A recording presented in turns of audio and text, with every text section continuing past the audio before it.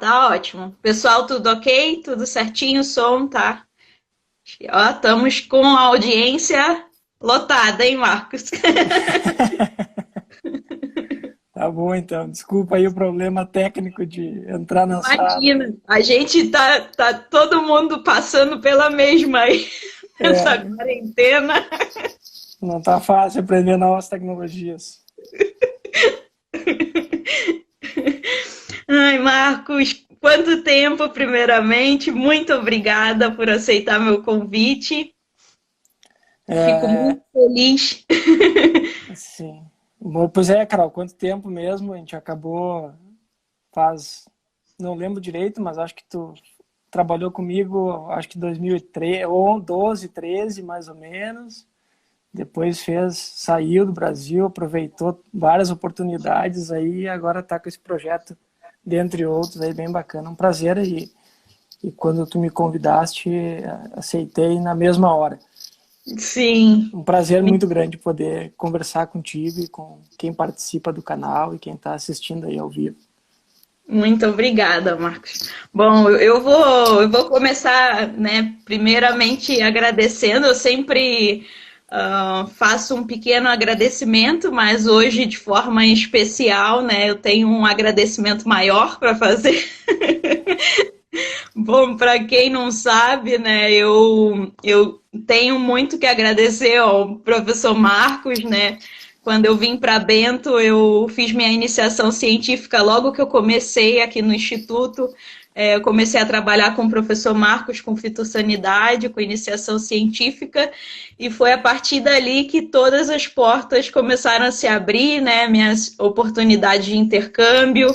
Então, também foi você que me falou também para ir encarar a experiência de ir para os Estados Unidos, que eu tinha um pouco de receio, né? Sair da minha zona de conforto, então eu tenho que fazer esse agradecimento em especial para ti, porque eu tenho certeza que a outra experiência, o meu mestrado também, eu só consegui por ter tido essa experiência prévia. Então, tudo isso eu tenho realmente um sentimento de agradecimento muito grande a ti, e eu não poderia deixar passar, assim, né?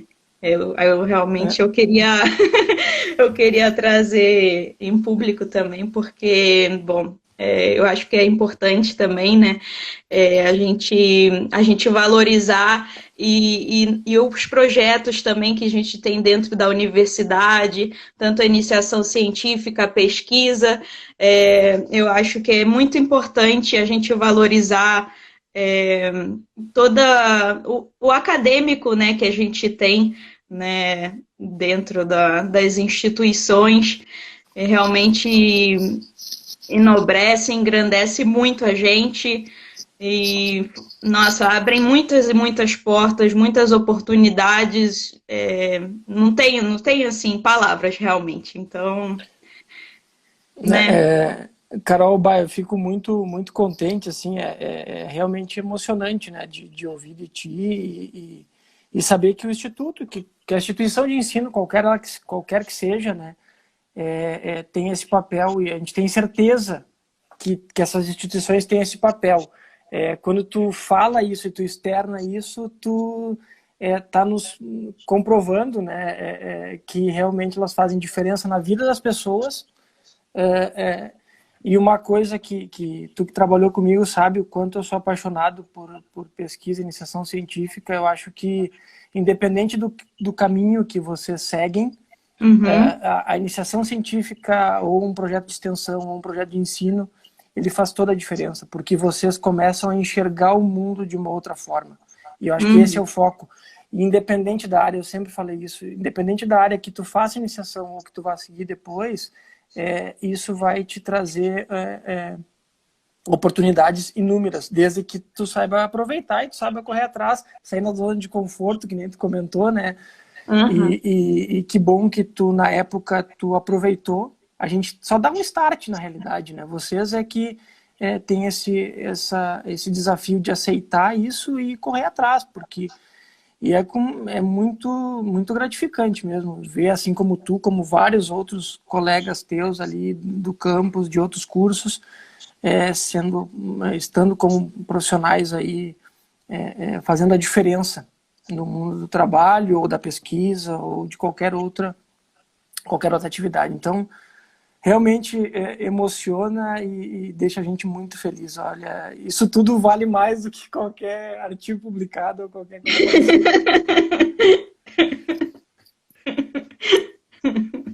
Ai, Marcos. Ai, obrigada. Ai, vamos falar das doenças. Vamos falar. Não vamos falar de Covid, né? Vamos só falar de doença de videira.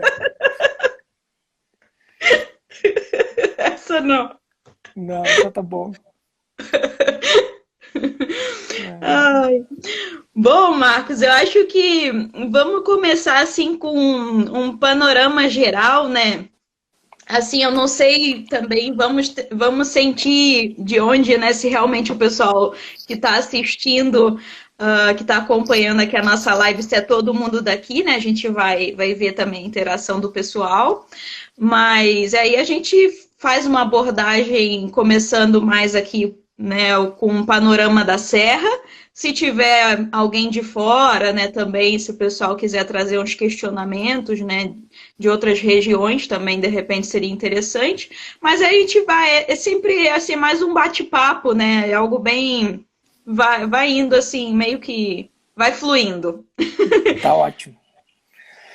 Então, assim, pessoal, eu confesso ali que não estava acompanhando no início, né, as pessoas entrando ali, muitas delas nomes conhecidos, a gente sabe que é da região aqui, mas acho que essa ideia da Carol de fazer uma abordagem um pouco mais ampla e depois a gente vai especificando, dependendo até das demandas, das dúvidas que surgirem, né? Mas se a gente olhar, por exemplo, doença de videira, hoje no Brasil e no mundo, existem doenças que eu classifico como conhecidas e importantes e que todo mundo fala delas, e isso é inegável, e aí nós temos como a principal doença em termos de ocorrência é o míldio. E por que o míldio é a principal doença em termos de ocorrência? Pelas condições favoráveis à doença nos locais onde se cultiva, né? E o Brasil, a Serra Gaúcha, ela é importante porque aqui nós temos as condições favoráveis para que ela ocorra.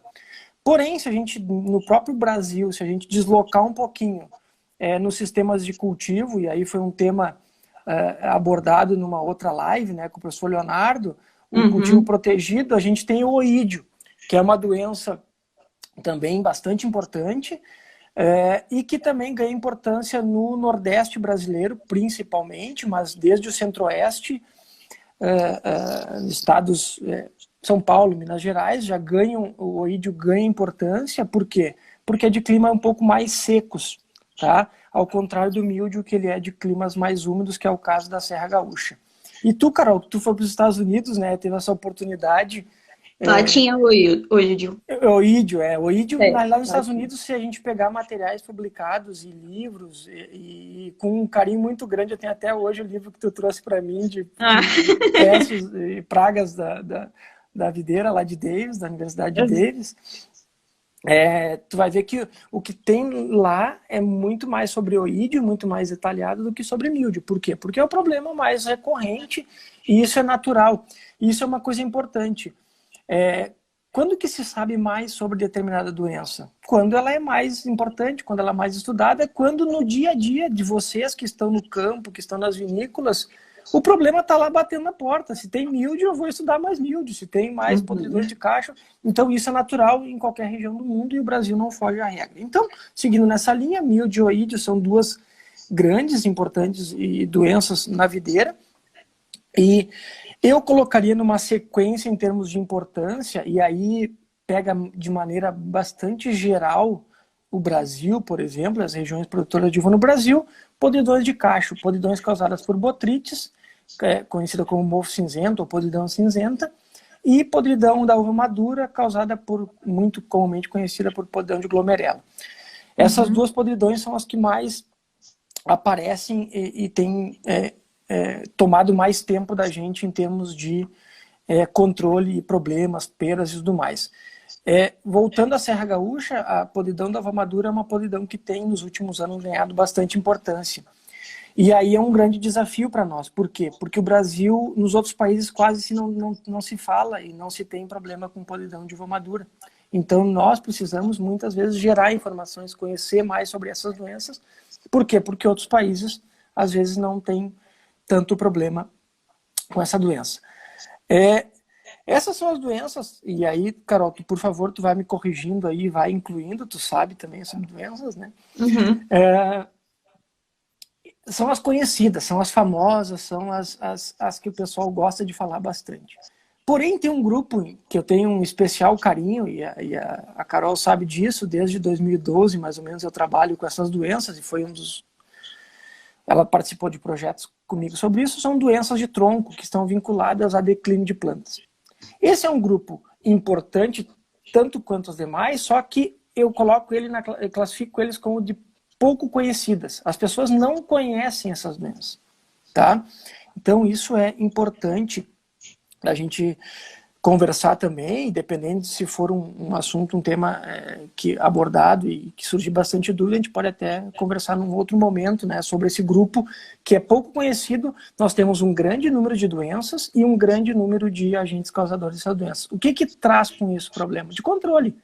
Por que milde é uma doença muito conhecida, muito problemática, porém, por que às vezes a gente não tem tanta preocupação? Porque nós temos ferramentas de controle, principalmente controle químico, disponíveis e de fácil uso, tá? Quando a gente entra num grupo de doenças que também são problemáticas, menos conhecidas e com poucas estratégias de controle, aí a gente acaba ficando sempre na dúvida do que fazer. E a doença de declínio, ela causa o quê, Marcos? Na realidade, essas doenças de tronco, que a gente chama, né, elas causam morte e declínio, como a Carol falou, né, declínio das plantas. No Brasil, elas, além de ser pouco conhecidas, elas fazem uma concorrência um pouco injusta, vou dizer, com a pérola da terra, que todo mundo adora a pérola da terra e culpa a morte de plantas por ela, e que não é só ela, mas que está nesse grupo que a gente enxerga no vinhedo plantas morrendo, porém a gente não sabe exatamente o que está causando. Temos vários fatores e, com certeza, um dos mais importantes são esses fungos causadores de doença de tronco, que basicamente eles colonizam a parte interna da planta e, além de produzir toxinas, eles acabam atrapalhando um pouco o fluxo pelo xilema, né? Então, basicamente isso. Então, de forma geral, rápida e ampla, é o que a gente pode falar sobre doenças, né? E daí, então, Carol, a gente pode talvez daqui a pouco tentar explorar uma ou outra, não sei, conforme a necessidade aí e as dúvidas das pessoas que forem surgindo. Isso, eu vou ler umas perguntas, de repente, né? A gente Enquanto isso, eu vou mostrar o meu vinho. Eu gostaria de estar tomando vinho, só que eu preciso, à noite, estar preparado, porque a Cecília pode acordar e se eu tomar vinho, depois eu não acordo. Claro que a Ju também acorda, né? Tá desculpado.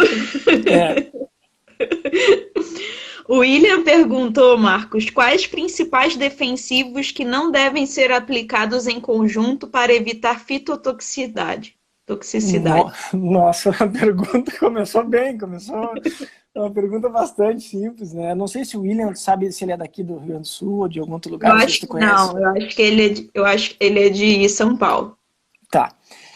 Bom, o que acontece, né, William? Acho que a gente tem que retomar algumas coisas importantes quando a gente fala em uso de produtos, né? Independente da doença, se for míldio, se for oídio, se forem as podridões, né, botrites e glomerela. É uma coisa importante a gente retomar o seguinte, ó. Até alguns anos atrás, no Brasil, a mistura de produtos em tanque de aplicação, ela não tinha legislação para isso. Então, em teoria, não devia se usar. A gente sabe que na prática todo mundo utiliza, né? Hoje, as misturas mais recomendadas são as misturas em que a gente encontra produtos. Que eu quero ter uma segurança numa mistura, por exemplo. Se eu encontro um produto que já vem com 2 princípios ativos nesse produto químico, é bem provável que a mistura desses produtos, desses princípios ativos, ela tenha uma segurança. Por quê? Porque já existe um produto formulado. Exemplo, um princípio ativo que funcione com ação de contato, né, que ou seja, fora da planta, protegendo a planta, e um princípio ativo sistêmico que entra na planta. Tá? Então essas são as misturas mais fáceis. Na prática, assim, ó, o que eu recomendo sempre? Evitar mistura de produtos. Tem que ter cuidado com produto que tem formulação com a base dela seja óleo. Por quê? Porque o óleo ele acaba formando, aderindo o produto muito à superfície da planta e pode ocorrer fitotoxidez. E dentre os produtos sistêmicos utilizados na videira, tem que ter um cuidado bastante grande com o grupo dos triazóis. É um grupo de fungicidas muito usado na agricultura, em grandes culturas, como soja e outras culturas anuais, e na videira é utilizado. Tá? Esse grupo de fungicida, triazol, que é um dos que mais acaba trazendo problema de fitotoxidez, ele é usado muito em videira para controle de oídio, então essas regiões de São Paulo, Minas, pode-se ter problema, e eu tenho contato com algumas pessoas que trabalham nessas regiões, e a gente ouve relatos de problema. Então, esse grupo é um grupo problemático, sistêmicos, e principalmente o grupo dos triazóis. Outra coisa importantíssima, seguir a dose recomendada. Ah, mas eu quero colocar um pouquinho a mais porque vai melhorar. Evite qualquer tipo de mistura. E outra coisa importante, qualquer outro adjuvante, qualquer outro produto que for colocado na mistura, um espalhante adesivo para melhorar a aderência do produto na planta, absorção, vou misturar com inseticida, vou misturar com, sei lá, com qualquer outra coisa, o ideal é que a gente tivesse a informação da empresa que produz. Por quê? Porque não é só o princípio ativo. A formulação do produto químico, ela tem uma parte que é princípio ativo e uma parte que são os outros, ou os inertes. Tá? E nesses inertes pode ter alguma coisa que possa dar problema quando eu misturar o inerte de um produto com o outro e ter algum tipo de relação. Só que como os inertes a gente não sabe, porque no produto, se a gente for na bula, vai ter o princípio ativo e o inerte, a gente acaba tendo problema. Então, resumindo, cuide bastante com produtos sistêmicos, cuide com a mistura de sistêmicos e produtos base óleo. E outra coisa, cuide com a planta estressada. O estresse fisiológico da planta, falta de água, temperatura, tudo mais pode dar reação de fitotoxidez. Uhum. Mas, obviamente, que tem outros fatores, e a gente poderia passar a noite quase que conversando só sobre esse tema. Qual a eficiência do controle de mildio com defensivos biológicos? Boa pergunta. É um outro tema que eu trabalho bastante. A gente acabou conversando e a Carol começou a falar dos contatos que a gente teve, da experiência com iniciação científica. Acabei não colocando um pouco dos trabalhos, das linhas de trabalho que eu tenho, né, em termos de pesquisa, mas basicamente trabalho com mildio, oídio, mildio fortemente focado com controle químico ainda, né?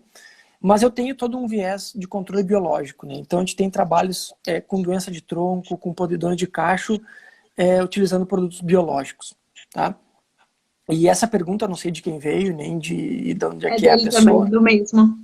Do mesmo? O William, né?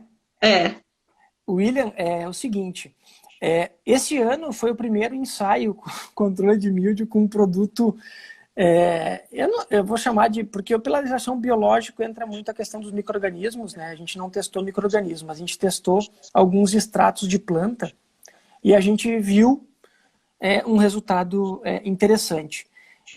Tivemos ainda problema com mildio, obviamente, é uma doença extremamente difícil de controlar, um patógeno bastante agressivo, mas a gente conseguiu resultados interessantes. Eu não posso comentar agora os nomes, até porque é um ensaio que ocorreu nessa safra agora.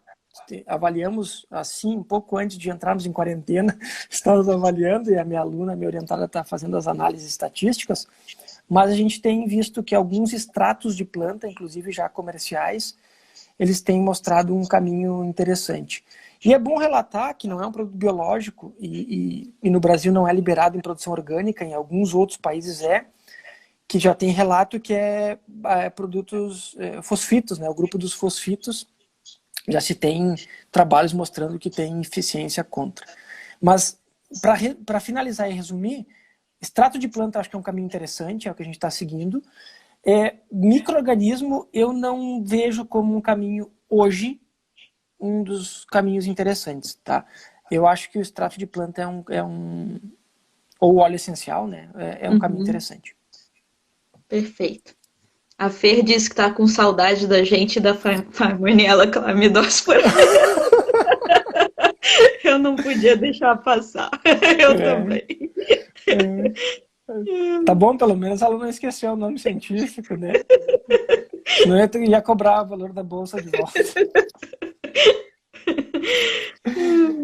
Só para o público entender, né? A Farmoniella Chlamydospora é um dos fungos relacionados à doença de tronco, né? Causa uma doença chamada ESCA e uma outra chamada Petri, que são com bastante frequência. E as gurias participaram de trabalhos que a gente observava a entrada desse fungo via ferimentos. E que foi um dos primeiros trabalhos para depois a gente chegar e entender como é que entra para depois tentar controlar, né? Como é que ele entra na planta para depois poder controlar. Uhum. Bom, o William fez outra pergunta. Quais moléculas você recomenda para o controle curativo de míldio? William, sendo bem sincero contigo, o controle curativo a gente tem que ir para míldio. Aqui eu vou aproveitar, Carol, eu vou fazer um comentário interessante, que pelo menos eu julgo interessante, né? Para responder a pergunta do William. Eu acho que é importante o William e os demais profissionais e colegas que estão aí participando e interagindo, a gente tem que observar o que é a minha característica para fazer controle de doença em uva. É entender quais doenças em quais etapas do ciclo ocorrem. Tá? Isso é fundamental. E na uva, a principal etapa do ciclo, que é problemática para míldio, porque nos traz perdas diretas, é etapa de florescimento, é o estádio vegetativo de florescimento. Então, desde pré-florescimento até a uva, com um termo técnico, tamanho baga chumbinho, baga ervilha, esse é o período crítico. Então, que aqui no Rio Grande do Sul, aqui na Serra, dá em torno de uns 30, 40 dias, mais ou menos, né? Enfim, que eu brinco que os produtores têm que ficar muito atentos nesse período. E que praticamente, fazendo um bom controle nesse período, a gente diminui muito o risco de míldio, de perdas de uva por causa de míldio. Bom, dito isso, tá, e para as outras doenças é fundamental, podridões de cachos se controla no florescimento, tem que estar sempre atento a isso. Dito isso, então tem que evitar necessitar de controle curativo de míldio. Por quê?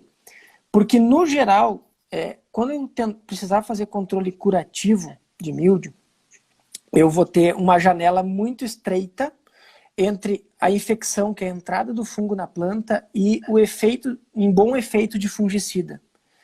Que, pela literatura, a gente tem aí em torno de 2 a 3 dias pós-infecção, eu ainda consigo ter um bom efeito. 4, 5 dias, dependendo das condições ambientais do vinhedo, que eu vou ter um bom efeito. O grande problema ninguém enxerga o míldio, assim como a gente está... As pessoas estão vendo o que é controlar coisa que a gente não enxerga. Covid é um exemplo, né? A gente não enxerga e tem que estar pensando no controle. Então, eu não sei, quase que... É difícil saber quando que ele entrou. Então, para eu ter essa janela de controle é difícil. Porém, se eu precisar fazer, eu preciso usar os princípios ativos hoje, que são de maior eficiência no controle. Sistêmicos, fungicidas sistêmicos, tá? E aí a gente entra num grupo simoxanil, metalaxil, esse grupo de princípios ativos, que eles vêm também misturados com produtos de contato, né, com princípios ativos de contato, tá? Bentiavalicarb, todos eles, dimetomorfe, todos eles são princípios ativos sistêmicos Então, o fungicida entra na planta, porque pós-infecção só vai funcionar o fungicida que entra na planta, o que fica fora não vai funcionar, porque o fungo já entrou. E eles têm uma janela curta. Nos ensaios nossos de míldio, nos últimos anos, a gente tem visto que esses fungicidas, se eles são aplicados e a gente acerta essa janela logo posterior à infecção, todos eles dão um efeito curativo, ou seja, no campo o pessoal fala secou o míldio, de secar a folha, né? Porque a lesão que sobra depois da infecção de míldio, quando controlado, a folha seca, fica necrosada, morta, marrom ali, né? Então, praticamente todos eles dão esse efeito, um bom efeito de curativo, que o William perguntou. Porém, o detalhe às vezes que a gente não consegue acertar essa janela que é para que eles tenham eficiência. E aí é o risco. Então, no período de florescimento, não se deve arriscar para fazer controle curativo. Se deve sempre pensar antes da infecção e olhar para as condições climáticas. Ou seja, se as condições climáticas estão favoráveis para míldio, se deve fazer aplicações para que não tenha a infecção. Uhum. Lembra do triângulo da doença? Sim. Então todo mundo tem que saber. Tem a planta, tem o patógeno, o míldio tem espalhado aí à vontade, então o que a gente tem que cuidar são condições favoráveis. Uhum. Exemplo prático, a gente fez nos ensaios nossos ano passado com míldio, a gente conseguiu fazer, por exemplo, observando essas condições climáticas favoráveis e usando produtos com eficiência, boa eficiência, produtos com um sistema misturado com contato, num período aí de 40 dias a gente conseguiu controlar míldio o ano passado, que foi um ano bastante favorável, né, a míldio, com em torno de 5 aplicações, enquanto que o pessoal muitas vezes faz 9, 10 aplicações. Mas, claro, dá trabalho, dá, porque tem que estar observando vários fatores. Uhum. Vamos pegar uma outra pergunta aqui. O secamento da raquis, comum aqui no meio oeste catarinense, pode estar relacionada com a eutipiose? Boa pergunta. Não sei se tem o nome da pessoa aí, Carol. Se tu... Tem Velan Fagundes. Velan. Olha, eu não tenho, uma doença que, eutipiose no Brasil, pelo que os trabalhos que a gente tem feito de isolamento de fungos, e até mesmo o pessoal, não só nós aqui na Serra, nós do IFE, o pessoal da Embrapa, Santa Maria já trabalhou um pouco com esse grupo de doenças, o Nordeste tem pesquisadores que trabalham muito com esse grupo de doenças, São Paulo, enfim. A gente não tem visto secamento de raquis em função de eutipiose. E a eutipiose é um dos fungos menos frequentes para nós aqui. O grupo dos botrosferiáceas, botrosférias, né, o fusicócoco, esse grupo de podridão descendente é muito mais frequente. Tá? E então a gente tem visto um pouco menos. Eu sei que em São Paulo o pessoal trabalha e tem feito algumas frutíferas, tem problema desse grupo das botrosferiáceas causar podridões, né, inclusive no Nordeste, mas a gente não tem visto secamento de raquis em função disso. Aqui pra gente, e a gente tem visto com mais frequência, secamento de raquis associado às podridões de cacho, e aí botrites é um fungo que seca bastante a raquis. A glomerela já ataca mais focado na baga, né? Então a gente vê um pouco menos. E a uva tem que ter um cuidado, e aí é uma discussão bastante importante, é que às vezes secamento de raquis ele é um efeito fisiológico, e às vezes associado ao fluxo de água e açúcar na planta. E aí seca a raquis e depois seca a baga. E a gente sempre associa daí o secamento da baga como se fosse uma doença, mas na realidade ele é oriundo. Tá? Isso aí, Carol. Principalmente em situações onde tu tem assim, por exemplo, fica muitos dias sem chover e chove, ou o contrário. Tá? Então, períodos grandes, ou de excesso, ou de falta de água, muitas vezes muda um pouco o fluxo, né, na planta, e aí toda a questão de açúcar, transporte de açúcar e acúmulo na baga, e isso pode também ocasionar. Além de alguns outros patógenos, mas eu não associaria a eutipiose. Eu colocaria, se tivesse na minha lista, estaria lá no final, seria uma das últimas opções. Mas, de repente, aí em São Paulo, né, que é o caso. Nossa, é Santa Catarina, né? Ah, Ele Santa falou. Catarina, desculpa, é Santa Uhum. Catarina.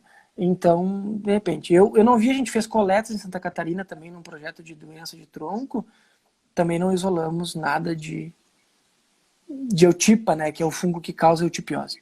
Uhum. É, Arcano Vinícola perguntou: como estão os desenvolvimentos de mudas mais resistentes a fungos? É, acho que Arcano é o nome da vinícola, né? Não sei nem não sei de Isso, onde que é, isso, enfim.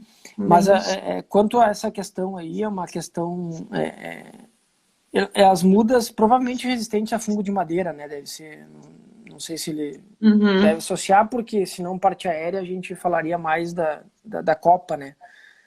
Enfim, puxando a parte de mudas para a parte de doenças de tronco e de madeira, isso é um tema recente no mundo inteiro, buscando-se materiais, e aí principalmente porta-enxertos resistentes, né?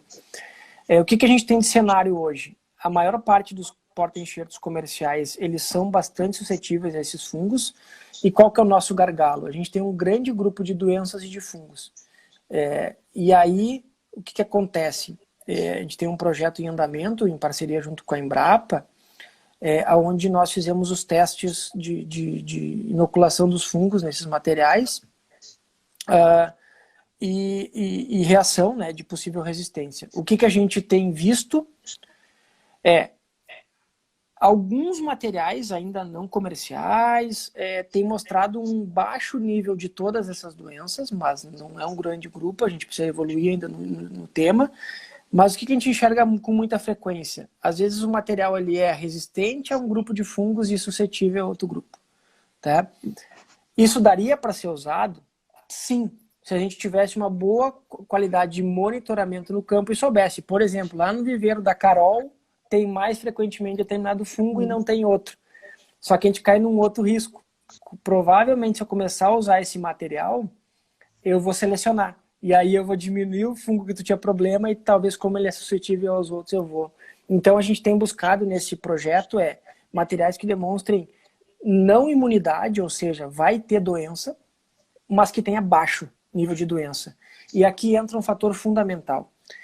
A resistência ela não deve ser trabalhada sozinha. Então, nesse mesmo projeto, junto com a Embrapa, que é coordenado pela Embrapa, pelo pesquisador Henrique dos Santos, a gente tem a estratégia de resistência à doença, a gente tem a estratégia de resistência a nematóides, a gente tem a estratégia de resistência ou a reação a cobre, porque os solos têm altos níveis de cobre, a umidade, e com isso combinado uma aplicação de micro-organismos de controle biológico junto para, se escapou a resistência, tu protege a planta com uma outra coisa, ou com fungicida químico, ou com controle biológico. Então, e colocando sempre a planta numa condição de melhor para ela e menos para o fungo. Então, não devemos pensar a resistência como única ferramenta, ela ajuda e vai nos ajudar, tenho certeza disso. Não posso ainda, a gente não tem materiais ainda no Brasil, né, já selecionados, acredito que daqui a pouco, em um ano, dois, a gente já tem algum alinhamento aí para alguns materiais, e aí tem toda a questão burocrática, enfim, né, de que a Embrapa toca isso, mas a gente não deve dispensar o uso de outras tecnologias. E aí eu aproveito para engatar o meu comentário no seguinte, ó. Nós temos trabalhado com porta-enxertos tradicionais, Paulsen, SO4. O SO4 é um bom porta-enxerto. Primeiro, produzindo uma muda de qualidade, e aí alguns viveiros brasileiros têm programas de qualidade, têm tentado melhorar a qualidade, já estão com qualidades muito boas de muda em vários lugares do Brasil.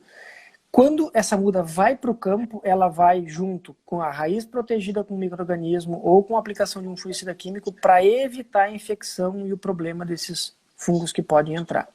Não adianta nada desenvolver um porta-enxerto resistente e eu continuar, às vezes, fazendo alguns manejos que não são mais aceitáveis. Por exemplo, colocar fertilizante químico na raiz. É sal, vai tirar a água da raiz, vai secar a raiz, vai tirar toda uma defesa da planta que tem ali. Então, às vezes, na cova o pessoal coloca junto. Trabalhar com a parte mais orgânica, mais biológica, para levantar o vinhedo. Depois aí sim, depois adiante, cada um faz o seu manejo. Mas jamais trabalhar com resistência de forma isolada. Uhum. Perfeito. Minha mãe mandou um abraço. Ah, manda um abraço para ela. No início eu ia comentar, né, da tua mãe. Tudo bem com ela? Tudo tranquilo? Só um Sim. parênteses aí. Então tá bom, manda um abração para ela também. Tá ela e a feira aqui, uma em cima da outra. Hum, Ai. ok. Tratamento com ozônio. Já ouviu falar? Se já fez? Não sei para quê aqui, na verdade, que eu não sei Sim, se não tem, seria a para pergunta quê. é assim, é ampla, né? Não sei se sabe o nome da pessoa, tu conseguiu ver o nome, Carol? É o baço da Monte Pascoal. Ah, tá. Basta o seguinte, ó, o que a gente tem visto, eu não trabalhei com ozônio ainda, tá? Até estava para começar algumas atividades o ano passado, mas a gente acabou não encaixando em função de outros projetos. Na minha opinião, é uma ferramenta interessante. Ela tem sido usada na uva, acho que pouco, mas é muito utilizada, por exemplo, em hortaliças, às vezes produção de flores. O ozônio, é importante ter em mente uma coisa, mais ou menos quando surgiu ali na uva e tem alguém, o pessoal usa cloro, às vezes no final do ciclo ali para podridões, usam ácido peracético, né? Aproveita da cantina lá de limpar. Então todos esses produtos, eles são sanitizantes, eles eliminam micro-organismos, de uma forma geral. Eles não são seletivos, e o mais comum deles que a gente usa em casa é hipoclorito de sódio. Então, isso é muito, muito comum. O ozônio ele tem a mesma linha de raciocínio. Ele é um produto de contato e ele vai atuar no momento. Eu apliquei, e aí no geral, talvez, Carol, acho que de repente tu não tenha ouvido falar, na realidade o que o pessoal faz? Eles ozonizam água. Então tu faz um tratamento e faz a água ozonizada e aplica a água ozonizada, que ela tem um efeito de limpeza sanitizante. Bom, Tá. primeiro, ele vai ser de contato e vai atuar naquele momento. Por segundos ali, deu. Onde pegou, pegou. Onde não pegou, não pegou. Uhum. O detalhe é o seguinte, pode afetar a população de patógenos, como pode afetar a população benéfica, de micro-organismos benéficos. Tá? Então, na uva o pessoal tem feito, e eu acho que talvez um uso na uva possa ser em uva coberta, é um ambiente mais protegido, assim, talvez tenha um efeito bacana, tá? E na uva descoberta também poderia ser, só que a gente tem que lembrar que ali a gente tem outros efeitos ambientais um pouco maiores do que na uva descoberta. O que acontece quando a gente usa com frequência esse tipo de controle eu vou desequilibrar provavelmente de organismos benéficos. Como é que eu reintroduzo micro-organismos benéficos no meu vinhedo? E aí eu vou ter que pensar em produtos biológicos. Eu acredito que é uma ferramenta boa. Porém, hoje aplicaria na uva. Na produção de mudas, eu acho que é uma ferramenta bastante interessante para câmaras de forçagem, onde o pessoal acaba tendo que usar, às vezes, fungicidas para controlar botrites, enfim, e outros fungos oportunistas. É uma boa ferramenta, é um bacana de se fazer. E em vinhedos, eu tenho um pouco de receio em função da tecnologia da aplicação. Acho que a gente precisa conhecer um pouco mais. Mas eu não tenho conhecimento e não acompanhei nenhuma área. Tá? Eu só tenho uma área que eu acompanhei, agora desviando da uva, mas em produção de alface em substrato que teve um bom efeito, porém a preocupação sempre é com matar organismos benéficos também, né? Então a gente tem que ter um cuidado. E na uva, eu acho que vai ser uma ferramenta, se for utilizada com cuidado, talvez para as podridões. Eu acho que é uma ferramenta talvez que possa ser interessante. Porém, sempre lembrando, como é que eu chego dentro do cacho? Que é o problema de controlar a podridão, né? Tem a parte superficial, que a gente tem contato e que fungicidas também químicos chegam, mas às vezes quando o cacho está compacto eu não consigo chegar dentro, e é muitas vezes ali que começa o foco da doença, né? Sim, Tem de esse dentro detalhe pra fora. importante. Mas é uma tecnologia que fora do Brasil, esqueci de comentar, fora do Brasil tem trabalhos com doença de tronco, né? Para limpar, para proteger ferimentos por um tempo, assim, e para trabalhar com mudas. Tem alguns trabalhos que mostram um bom resultado e tem uma boa eficiência. Hum. Tem uma outra pergunta aqui. Eu não sei, Marcos, se tu quer dar continuidade aqui nas perguntas. Pode ser, eu acho que é o Tá, caminho, porque eu também tá. não. Que aí a Não, gente vai, né? O pessoal tá eu com acho que é bastante. isso. Algum resultado na utilização de bacilos subtilis na prevenção de podridões? Sim, o Mike que estudou aqui, que está na live aí. Não foi o Mike. Ah, tá. Então, mas De o Júlio acho Luca que entrou, né? Otávio. O Júlio, o Ele Tonelo. entrou, o Mike entrou, eu vi. Então o Júlio e o Mike aí me ajudam a responder, né, essa pergunta aí, trabalharam bastante com bacilos. Na realidade, a gente tem ensaios aí de um bom período de tempo, a gente está preparando, já publicou alguma coisa, mas está preparando agora um compilado de vários resultados de vários anos, porque a gente precisa ter um resultado confiável, né, para poder passar como tecnologia, mas a gente tem visto já no campo e tem produtos disponíveis, né. O Brasil hoje, em termos de produto biológico, bacilos tem uma quantidade razoável, a uva ela tem produtos que podem ser utilizados aí para as podridões. Eles têm uma eficiência excelente e igual aos químicos para controle de botrites, desde que o controle de botrites ele deve ser feito prioritariamente na floração. Então, Uhum. químico ou biológico, tenho que fazer controle químico na floração. Uma, duas aplicações na floração e às vezes em condições muito favoráveis até de repente 3 aplicações. Anos onde o florescimento se expande um pouco mais, enfim, né? Pode ser necessário isso. Então é importante essas 2 a 3 aplicações com produtos à base de bacilos. Os comerciais registrados aí, a gente tem testado as marcas disponíveis e elas têm dado boa resposta para botrites. É tranquilo, é muito mais uma questão de posicionar a aplicação do que, enfim. Provavelmente alguns bacilos, e está surgindo outros agora já com 2 espécies, alguns produtos melhoram um pouco, vai ter uma diferença de eficiência, mas eles têm uma boa eficiência. O que eu recomendo também é usar também, fazer uma rotação desses bacilos, né? Então fazer aplicações diversificadas e usar diferentes espécies de bacilos, né? Isso é importante. Para a glomerela, a gente não tem ainda uma total segurança de garantia. Os nossos experimentos indicam que sim, que dá um bom nível de controle, porque esse último ano era o ano que a gente focou um pouco mais em ensaios de bacilos para controle de glomerela, porém não teve chuva no final do ciclo aqui na Serra, a gente não conseguiu ter resultado, porque a doença não ocorreu, não fechou o triângulo da doença. Mas assim, eu particularmente também usaria, principalmente nos casos de quem quer daqui a pouco reduzir o uso de químico, a questão do período de carência, ou que não tem opção de químico, uma produção orgânica, enfim, eu usaria tranquilamente. Mas eu ainda quero ter um pouco mais de números com percentual. Eles mostram, tem um bom controle, porém a gente precisa entender um pouquinho mais. E na minha opinião, o controle de glomerela ele é um pouquinho diferente de botrites. Eu acho que 70% é floração e uns 30% lá no final do ciclo. Mas a gente ainda não tem bem claro. Agora, botrites, controlou bem na floração, dificilmente vai ter problema depois. Com bacilos também. Perfeito. A Camila perguntou se a cobertura do parreiral com plástico diminui a ocorrência de míldio. E eu acho doença de cachos, né? Isso o Curi tinha falado também, né?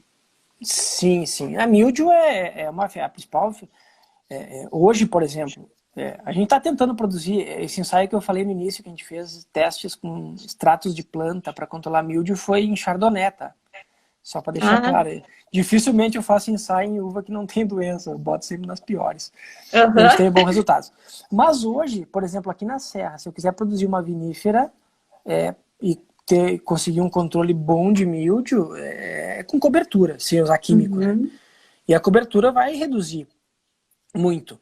Só tem um detalhe importante quando a gente fala de cobertura e míldio.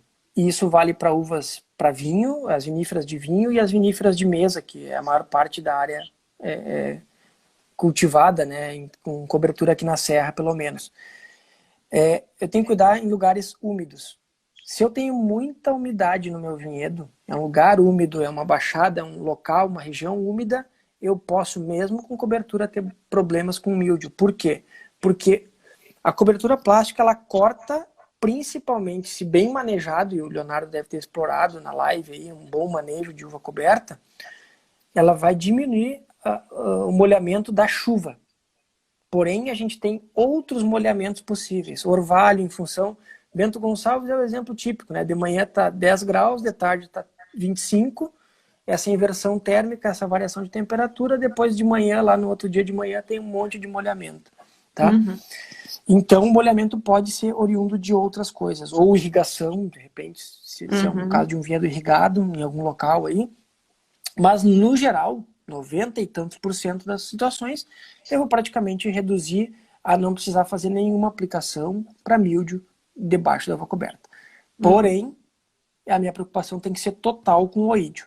E aí, meus problemas, claro que controlar míldio, oídio eu consigo hoje, inclusive, com produtos biológicos, à base de bacilos, extratos de planta, a gente consegue manejar o oídio embaixo de plástico e, às vezes, diminuir a questão do uso de químico. Por quê? Porque debaixo do plástico, estima-se que a carência seja de pelo menos 3 vezes, na bula, né? O produto tem carência, por exemplo, de 1 mês. Estima-se que 3 meses. Mas é o que os produtores levam em consideração para evitar a questão de resíduos. E aí, se tu pensar que tu colhe uva em janeiro e fevereiro, tu vai ter que parar as aplicações lá em novembro. Né? Então, esses produtos biológicos, esses extratos de planta, entram muito bem para o manejo de oídio na uva coberta. Manejar míldio com uva de cobertura é bastante tranquilo, dá para produzir uva vinífera debaixo do plástico, sem ter problema de míldio, ou grandes problemas, né? Tranquilamente. Sim. Até para quem não assistiu a live, né, do cultivo protegido, tá lá no canal do YouTube, eu deixei lá para quem quiser assistir depois. Tá? Também é Brasil e Vinhos. E aí pode assistir à vontade, dar reprise 1000 vezes aí.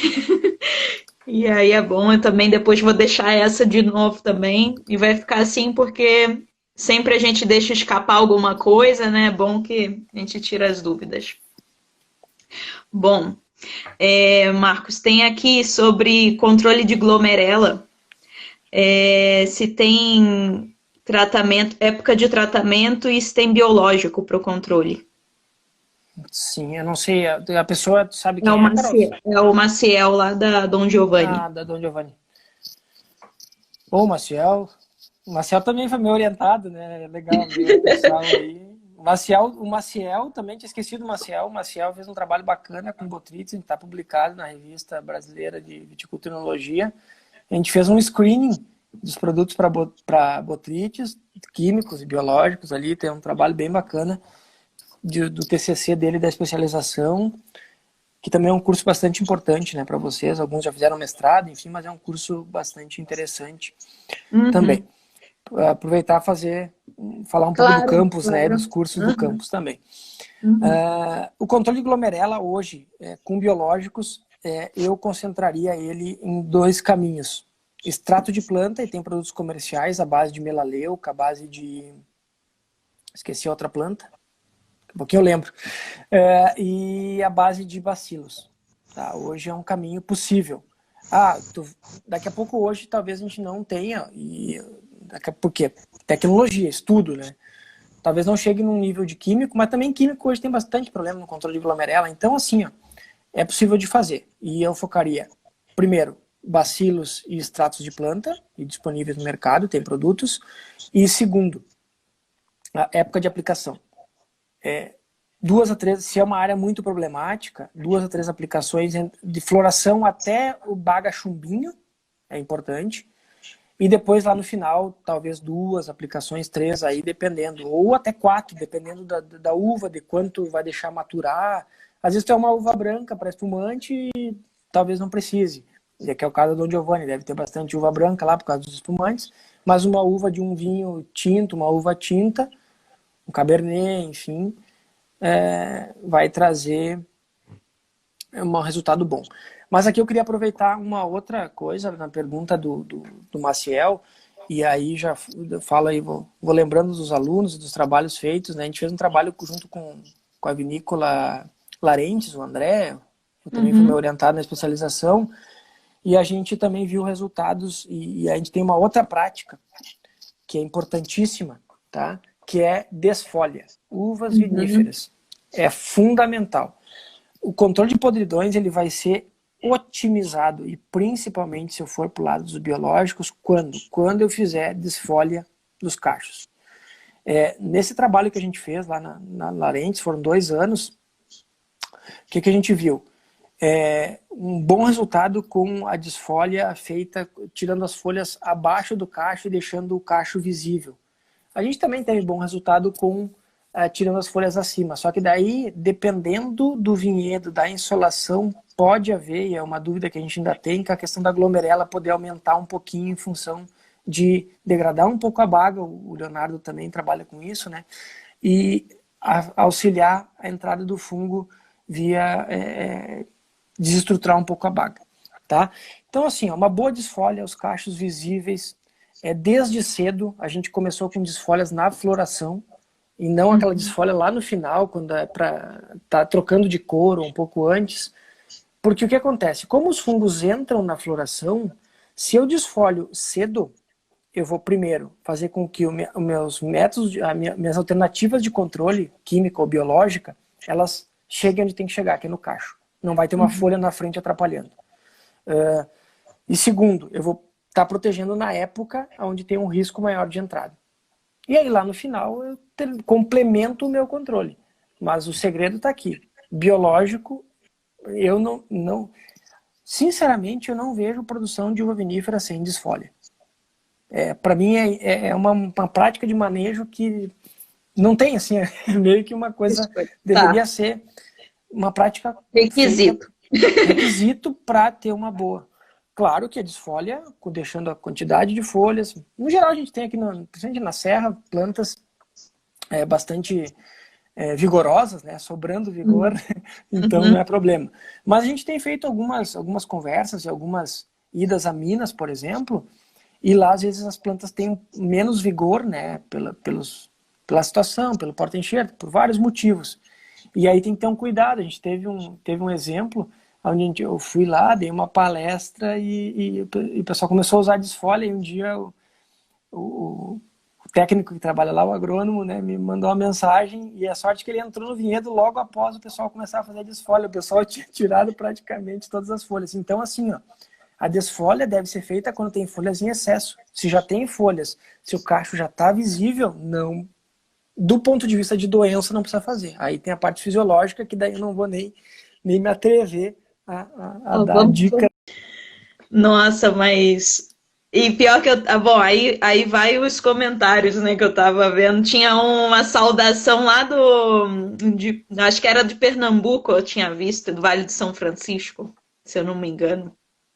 Eu vi que o Wagner, o Mark, lembra da minha pergunta, Carol. Não sei qual é que é a pergunta dele.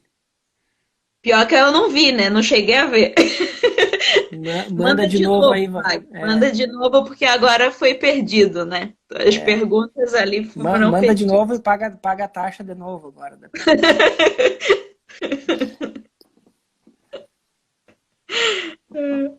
Ó, o Mike já polemizando.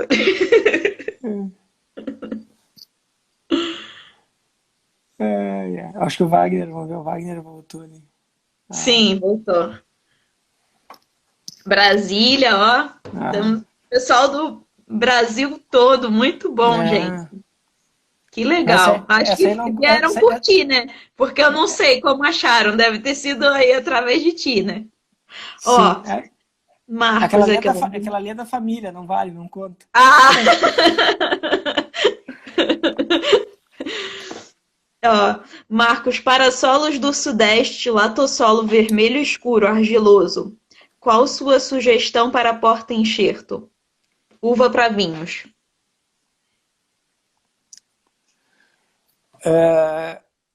Provavelmente essa pergunta aí de porta-enxerto dele é em função de produção, né? Eu não vou me atrever a responder, sim, Carol.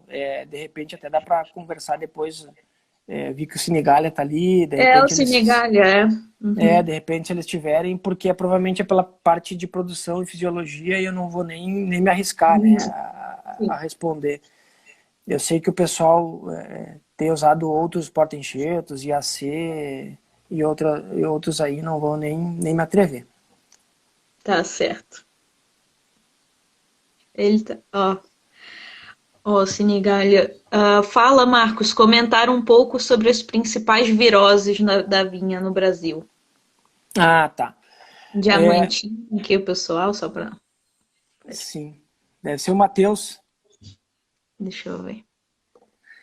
Matheus. Isso, um abraço, Matheus. O Matheus estava falando, essa desfolha, a gente conversa bastante com ele sobre essa questão aí, contato bastante.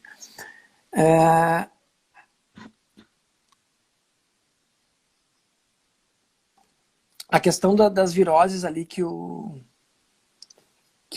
Sinigalha comentou, né? Uma das principais viroses que a gente tem hoje na serra e com frequência no Brasil é a virose do enrolamento da folha, né? Uma das importantes. A gente tem as caneluras do tronco, né? Que são muito frequentes, né? No porta-enxerto ali a gente enxergar. Mas de uma forma geral, né? Tanto viroses do enrolamento, quanto caneluras, quanto outras viroses que ocorrem aí. E aí tem a pesquisador na Embrapa, o Thor ali, tem gerado bastante informação, né, em termos de ocorrência, de frequência, mas eu acho que é importante até aproveitar o comentário do Sinigalha, por ele trabalhar com mudas, né, eu acho que a virose está completamente vinculada a mudas. Então, como é que se controla a virose? A gente não tem um antiviral para uso em planta, né? Então, basicamente, as viroses da videira, elas são predominantemente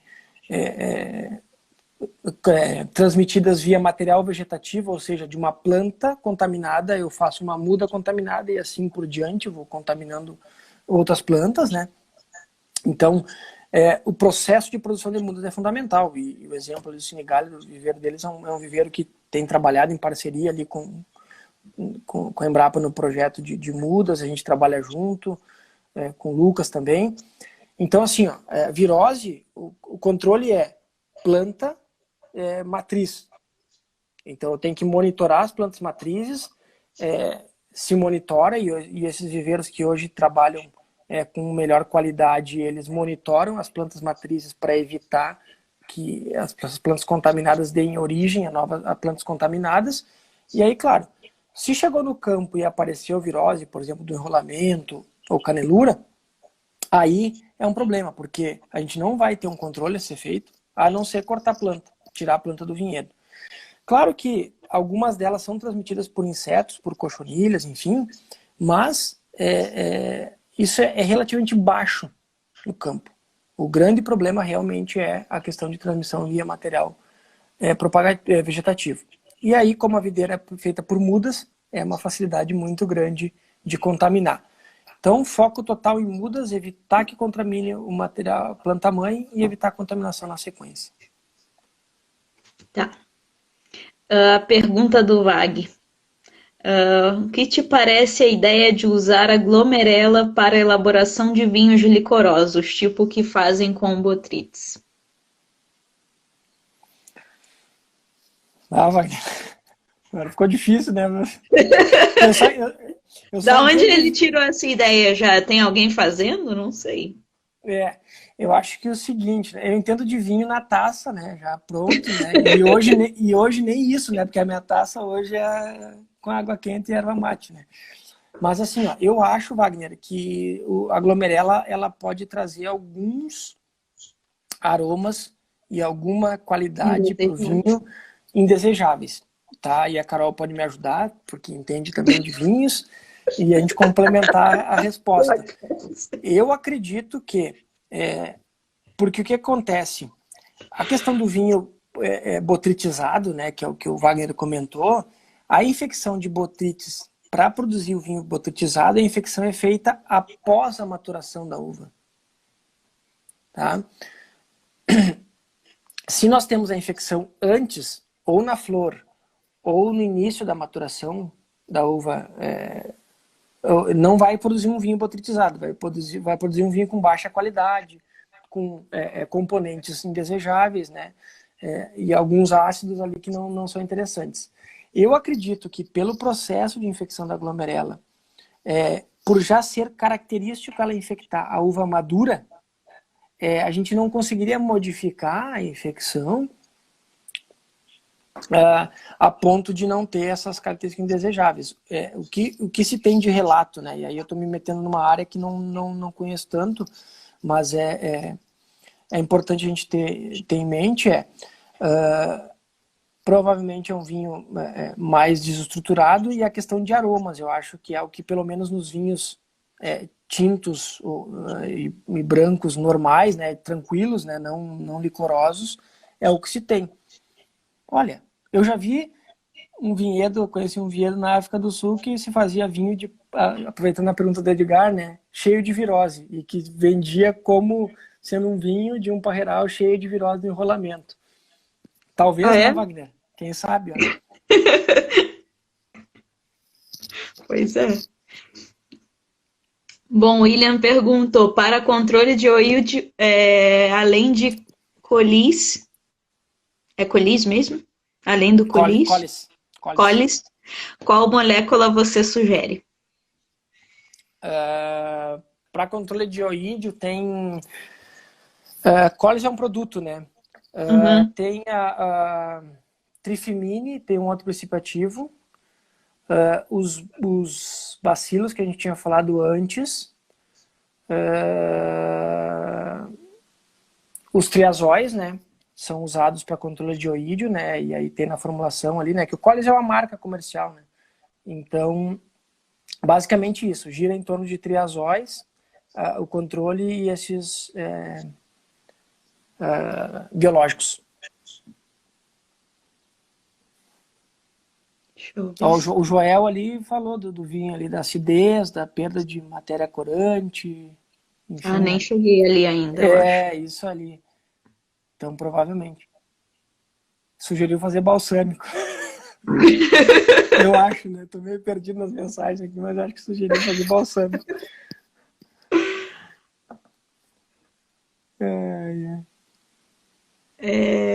Bom, eu acho que eu ainda tô antes aqui.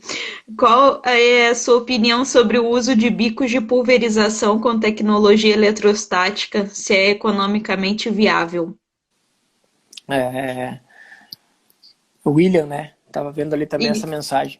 Isso. William, assim, ó, o que me preocupa na pulverização eletrostática? Eu acho que é uma tecnologia extremamente viável e é um caminho que a viticultura vai ter que seguir, tá?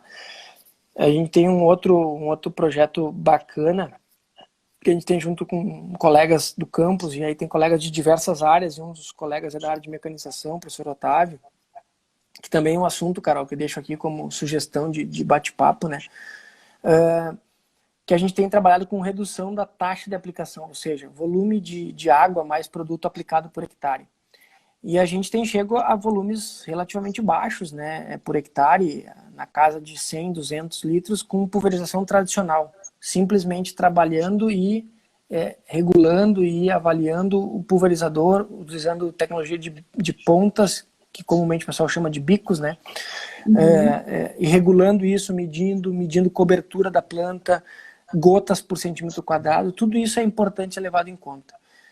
Eu acho que é um caminho possível, viável e interessante. Qual que é o meu medo com a pulverização eletrostática?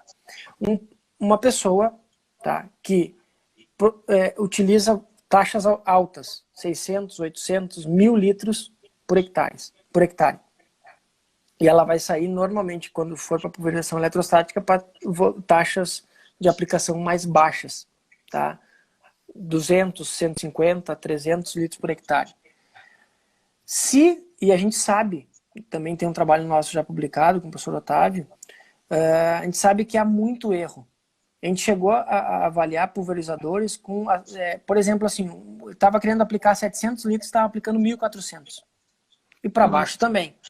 Então a variação é muito alta. O meu medo é eu sair de uma tecnologia que eu não domino ainda bem, e aí o pessoal às vezes acha que domina a pulverização, por uma tecnologia mais avançada que requer, primeiro, limpeza de pontas e bicos constante, porque se tiver sujeira, não vai dar mais carga na gota, e todo o investimento no eletrostático ele foi jogado em vão, porque a gota não está tendo mais carga para ser atraída pela folha, né, e ter uma adesão melhor.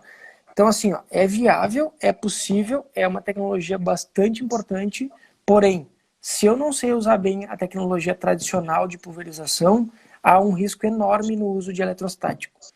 E aqui eu coloco um tema que eu acho que vai ser o futuro presente, que nós já deveríamos estar utilizando o drone. Uhum. E sabe para que eu pensei drone? Para pulverizar ferimento de poda, porque eles, no geral, ficam para cima, né? Uhum. Tu pode chegar muito baixo com o drone para tentar atingir os ferimentos de poda, além das doenças do ciclo normal. Uhum. É. Bom, tenho uma pergunta aqui do Estevam. Deixa eu ver se eu estou conseguindo ler. Temos muitos produtores resistentes a fazer tratamento de inverno. Qual a importância que você dá para tal? E qual a sua opinião sobre eficiência de inseticidas para cochonilha com a planta sem folha?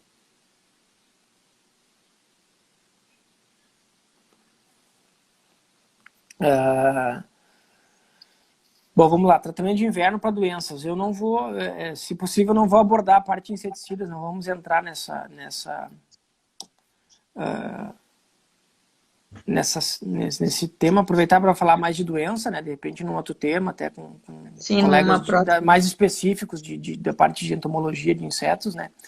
O tratamento de inverno, ele, em termos, olhando pela parte da doença, ele é fundamental e importantíssimo para doenças como antracnose, escoriose e podridões, tá? Então, ele é fundamental para essas doenças. E a gente vê que a longo prazo, 5, 6, uma boa quantidade de tempo, utilizando o tratamento de inverno, a gente tem uma redução na ocorrência durante o ciclo dessas doenças. O grande gargalo do tratamento de inverno, primeiro, é o uso. O pessoal tem resistência, até pelo cheiro, muitas vezes, a questão do enxofre, né, que é um dos princípios ativos mais utilizados em tratamento de inverno, aí, com maior eficiência. E ele tem que ter esse cuidado, e o pessoal tem restrição de uso. E outra coisa, o pessoal associa também muito a degradação do arame, por exemplo, e no caso de onde não é muito aconselhável fazer em uva coberta em função do plástico, né, pela degradação do plástico. Mas acho que a questão do arame reduz um pouco a vida útil, mas não é uma redução tão grande assim, né? Precisaríamos estudar um pouco mais a questão dos arames e o quanto resistem, né? E a questão do uso, a questão do enxofre pela questão do preconceito no uso. Mas, em termos de doença, ele é eficiente, vale a pena. Claro que assim, ó, tem outra combinação de fator que deve ser levado em conta junto com o tratamento de inverno, que é fundamental também, se a gente pensar nessas doenças e que vai ajudar muito, que é resto de poda.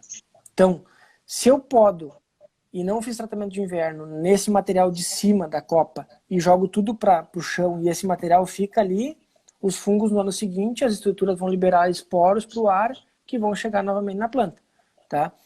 Então eu tenho que muitas vezes combinar. É por isso que muitas vezes o tratamento de inverno ele é feito e em alguns casos não se vê muito resultado. Por quê? Porque boa parte do material, primeiro que às vezes o tratamento de inverno não foi tão, a tecnologia de aplicação não foi tão boa, não atingiu onde deveria atingir os ramos, e segundo, todo o material que sobra fica na linha. Então, precisávamos ter um cuidado maior com o resto de poda que fica no vinhedo. É uma fonte de inóculo desses fungos também muito grande. É meio que uma estratégia combinada, né? Que nem a controlada podridão de cacho e desfolha, assim, né? São técnicas que precisam ser bastante combinadas. Uhum. Temos mais 2 perguntas. E aí depois eu acho que eu vou te liberar, porque já nos estendemos demais. Não, tranquilo. Enquanto a Cecília está dormindo, a gente consegue conversar. Bom, Tem uma pergunta do Paulo. O uso excessivo dos adubos foliares podem interferir na eficiência dos fungicidas? Paulo quem? Paulo Dúlios? Não? Isso. Boa pergunta. O que acontece? Não tem essa resposta, né? Pelo menos não é uma área que eu estudo tanto, né? E esse uso de foliares. E eu sou bastante reticente ao uso de foliares, principalmente o uso indiscriminado, né? Onde se bota em qualquer mistura a todo momento, né? Mas assim, ó, a gente tem visto, por exemplo, que daqui a pouco o uso de fertilizantes foliares, o que acontece? Tu causa um desbalanço nutricional na planta. E esse desbalanço nutricional acarreta um estresse fisiológico na planta que pode, muitas vezes, não afetar a eficiência do fungicida, mas afetar a suscetibilidade da planta e a infecção do patógeno. E aí, claro, quanto mais favorável ao patógeno, mais difícil é para o fungicida funcionar. A gente tem que ter sempre em mente que quanto mais patógeno tiver e mais condição favorável ao patógeno ocorrer, mais difícil é do fungicida ter ação. Então, por exemplo, um fungicida que tem 100%, digamos, de controle numa condição, ele pode diminuir a eficiência numa condição de muita pressão de inóculo, que a gente chama, e condição favorável à doença. Isso é natural, ocorre com a resistência de planta também, tá? E um outro caminho possível de afetar, aí sim, afetar diretamente o fungicida, mas aí é um caminho relativamente mais fácil de resolver, que é esse fertilizante foliar, ele modificar as condições da cauda de aplicação. E aí a gente sabe que a variação, principalmente de pH na cauda, pode mudar a eficiência, pode alterar a eficiência dos fungicidas, tornar a eficiência de algumas horas para minutos. E aí a gente tem problemas sérios de mistura de produtos que alteram pH. Infelizmente, como é que eu sei a resposta disso? Somente testando isso e conhecendo, né? E hoje o mercado de fertilizantes foliares, ele é enorme. Então, precisaria conhecer o fertilizante foliar. Isso. Um dos fertilizantes foliares mais utilizados na agricultura é o próprio fosfito, né? Então, é um fertilizante foliar que tem efeito no controle de doença, né? Pela questão da fisiológico do ácido fosforoso na planta, tá? Então, só que também, o pessoal às vezes usa excessivamente em todas as aplicações. Então, a gente também ocasiona problemas em função do uso excessivo. Uma mensagem, aqui não é a última pergunta, mas uma mensagem importante quanto a isso. Use fungicida químico, use fungicida biológico, produto biológico, use fertilizante foliar quando necessário. Eu acho que esse é o principal ponto. Eu acho também que tem que ter observação, né? Não adianta querer fazer as coisas, esse de fazer em excesso, né, para prevenir isso, que eu acho que é um grande mal, né, que tem. Pelo menos aqui, assim, né, tem essa cultura, né, não sei se é em todo o mundo. Não, o pessoal... aquela coisa de prevenir, né, o medo de perder, né, eu acredito que deve ter, sim. Sim, sem dúvida. É que muitas vezes essa questão da mistura, o pessoal torna como hábito, né, fazer misturas. E aí quando eu falo fazer misturas, eu não estou falando quando a mistura tu mistura um produto para uma doença, aproveitando a aplicação, misturando produtos para outras doenças. Essa mistura, tecnicamente, é a que deveria ser sempre observada. O grande problema são as misturas, e a gente vê com frequência, num tanque, 2, 3 produtos para o mesmo foco.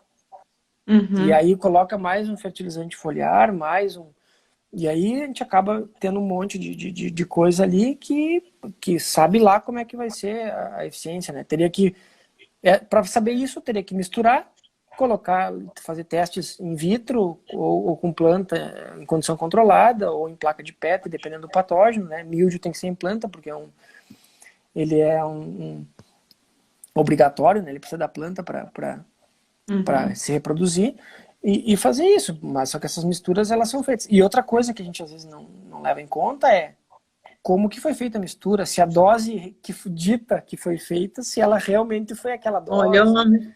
Isso. Então, tudo isso aí é bastante importante de ser levado em conta, né, no uso de produtos. A gente tem conseguido controlar bem usando produtos, foco, doença, um produto, ou combinação de um sistema de contato para aquela doença, ou mistura com produtos para outra doença no mesmo momento, mas tem tido bons resultados em condições, com uvas sensíveis, suscetíveis, em condições favoráveis à doença.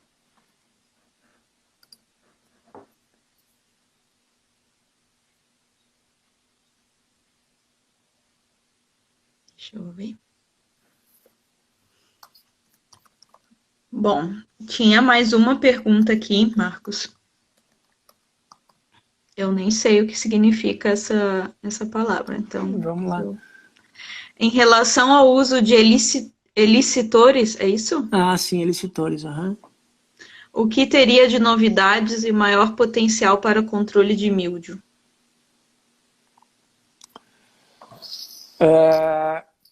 Essa questão de elicitores, então, são formas de induzir, né, de trabalhar com indução de resistência em planta, né? É algo, hoje eu vejo assim, né, é algo que se tem pesquisa, se tem trabalhos com essa questão de indução.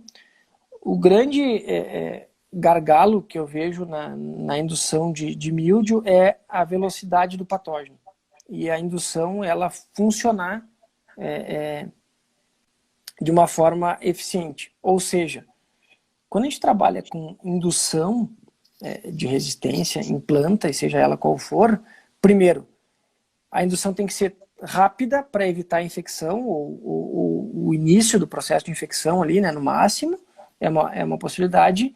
E outra coisa é induzir no local que o patógeno está tentando entrar. Tá? Para míldio, se tem trabalhos, obviamente, inclusive indutores biológicos, micro-organismos e tudo mais, mas hoje eu não vejo um potencial de uso a médio prazo, por exemplo, na agricultura em regiões onde o míldio é um problema grave como a nossa. Hoje eu vejo como alternativa, né, e caminho, por exemplo, o uso, que a gente falou lá no início, de algum extrato de planta com a parte de proteção externa, né? Isso sim, aí é um caminho fora o fungicida químico, né? Mas é um caminho longo, assim, eu acredito que a gente vá. E aí, no caminho dessa questão, eu acho que o que é válido é usar as cultivares resistentes, e a Alemanha tem, a Itália tem, as PIWI ali, né, que são conhecidas hoje, né. O grande gargalo é que a legislação mundial aí para a produção de vinho fino não permite nenhum tipo de cruzamento, né, nas cultivares que vai se elaborar vinho fino, né. Então a gente tem tecnologia disponível, eu acho um caminho muito mais seria muito mais fácil o uso e rápido o uso do que trabalhar nessa parte de resistência, na parte de indução, né? Eu acho que esse caminho é um dos caminhos mais longos que a gente tem aí. Eu realmente espero que seja possível logo a gente já se tornar mais frequente o uso dessas cultivares aí. O Brasil já tem, a IPAGRE de Santa Catarina já trabalha com isso, o pessoal da UDESC trabalha, porque assim, se reduz muito a aplicação de produtos, e se tem produtos, imagino que com uma qualidade bastante boa. Aí eu deixo para os especialistas em vinho dizer se um vinho feito com um Cabernet, que não é o Cabernet Sauvignon, se fica parecido, se não fica, se isso é possível, né? É um tema a ser debatido muito mais pela área de enologia, pela área de doença, seria uma ferramenta aplicável fantástica. Uhum.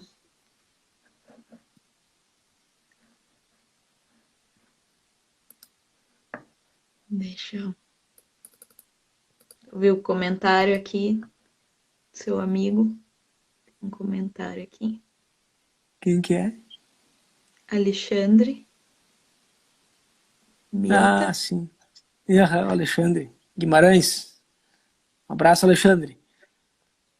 Estou tentando ler aqui porque fica na minha imagem. Eu cheguei atrasado e não sei se você comentou sobre os biológicos. Então aí vai uma pergunta. Quais ativos biológicos estão sendo empregados nas videiras do Rio Grande do Sul?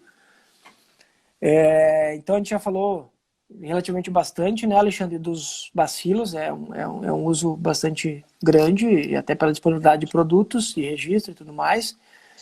E a gente tem adotado bastante o uso de tricoderma em plantio.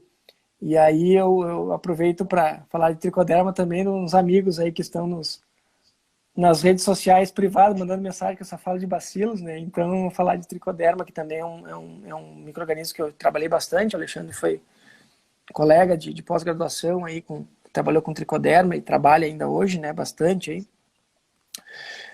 A gente tem trabalhado bastante. Hoje, eu não vejo, por exemplo, uma implantação de um vinhedo sem uso de micro-organismo, sem produto biológico, para tratamento de raiz e solo na cova, né?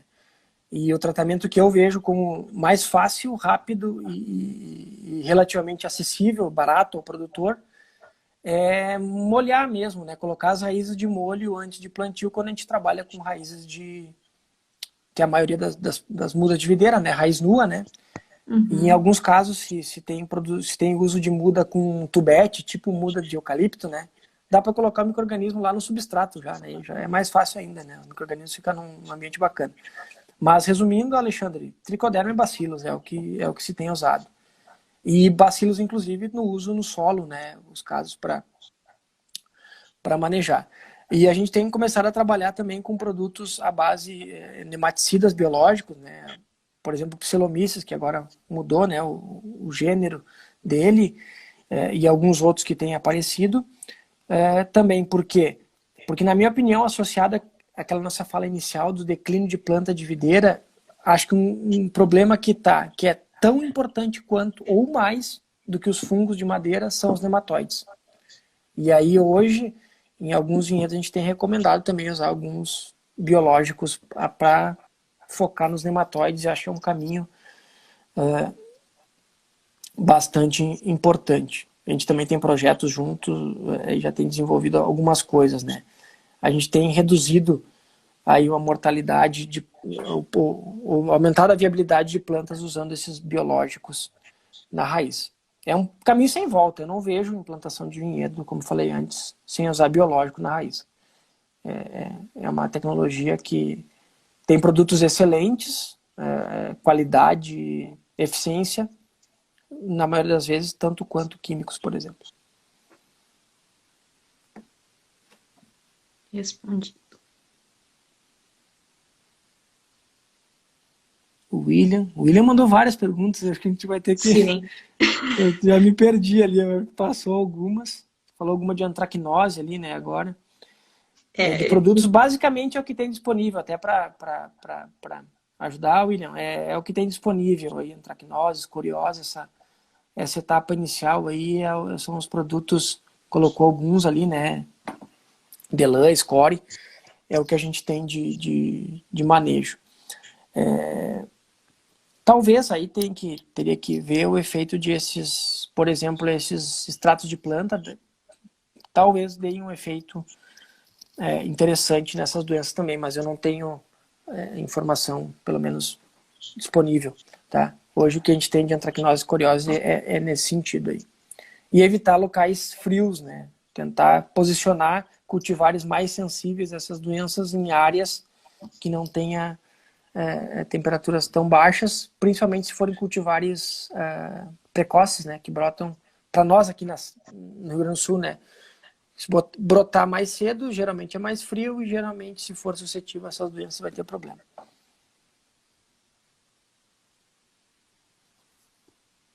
Bom, Marcos, acho que vamos encerrar, senão vamos ter que finalizar outra. E Não, assim a não. gente deixa assunto para uma próxima, né? Não, tranquilo, Carol. Até tava olhando que hora que era, já são 10h30, né? É, daqui a pouco Não, a tranquilo. Cecília acorda também. É, aí nós não vai ter que fazer, né? Vai ter que. Mas tranquilo, Carol, eu fico à disposição aí. Muito rica, uma baita aula, Marcos. Olha, acho que o pessoal aproveitou bastante mesmo. Ó, o pessoal gostou muito, ó. É, Baita, vai. e as perguntas não tem ensaio nenhum, né? Porque a gente Não, não não, não sabe. tem. Vem na hora, assim, né? Que nem Aqui sala de é quem aula. sabe faz ao vivo. É. Então, de repente, Não, algum não. tema que o pessoal reportar a ti, né, Carol, pelo canal, que tu Sim. queira, a gente queira explorar um pouco mais e trabalhar, fico à disposição aí nessas linhas que a gente tem trabalhado aqui, bem tranquilo. Ó, sucesso aí, o pessoal adorou. Viu, pessoal? Se vocês quiserem aí, de repente, alguma doença mais em específico, doença de tronco ou controle biológico, né, Marcos? Aí. Ou essa questão de épocas de aplicação, enfim, né, que a gente conseguiu abordar um pouco, né, mas é uma atividade bacana. Ah, vou fazer uma propaganda aqui rápida. Sim, sim. Uhum. Tem um livro bem recente que foi publicado Ô, travou. pela Agro, que é o uso de tricoderma na agricultura. Ele está disponível em PDF na internet e tem um capítulo sobre tricoderma em videira, o uso de tricoderma em videira que a gente escreveu. Se alguém que perguntaram a parte dos biológicos ali, né, tiver Uhum. interesse, além das outras publicações que a gente tem, é um livro bem recente, saiu agora e interessante. Tem Onde que uso acha, Marcos? no site da Embrapa. Eu posso, se fizer a busca no Google, o livro Uso de Tricoderma na Agricultura, aliás, tricoderma, uso na agricultura, e Embrapa, alguma coisa assim, vai achar o link de acesso, né? Porque é possível baixar o PDF. E aí tem o uso de tricoderma em diversas culturas. De repente, alguém que está assistindo aqui que trabalha com outras coisas, a gente está falando de uva, mas o pessoal tem outros interesses, né? Uhum. É um livro bem bacana, traz um histórico aí de uso desse fungo. É um dos, sem dúvida, é um livro em português, é um livro que aborda tricoderma de uma maneira bem, bem bacana. Uhum. Não, vou.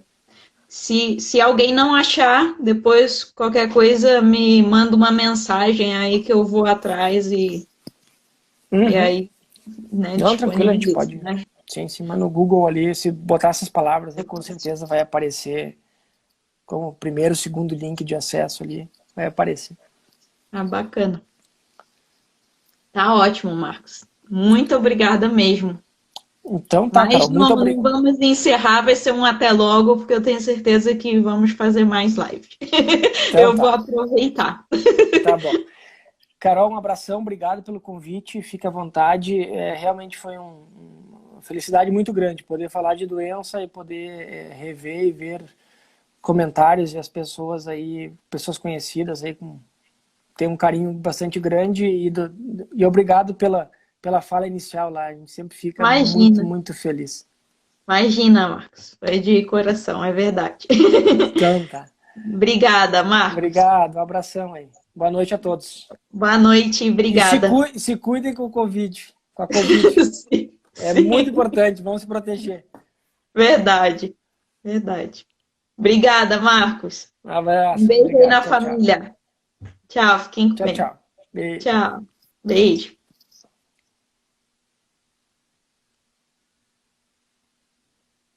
Aqui temos.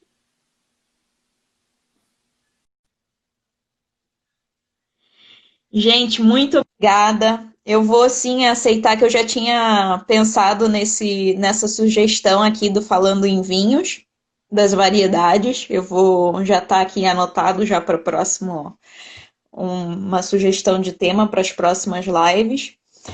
E sim, eu vou disponibilizar a live no YouTube, tá, gente? Então, agora que eu aprendi a salvar, eu vou sempre colocar as lives no YouTube, porque assim, mesmo para quem acompanhou, é bom, assim, sempre é bom a gente rever, né? Então, vai ficar lá, tá? E se vocês quiserem indicar também, indiquem, mandem aí pro pessoal, vamos compartilhar, porque é muito conteúdo bom, tá, gente? Então é isso, muito obrigada aí para quem ficou aí até o final, foi ótimo. E é isso, gente. Boa noite e viva o vinho brasileiro. E vamos nos cuidar. Um abraço, boa noite.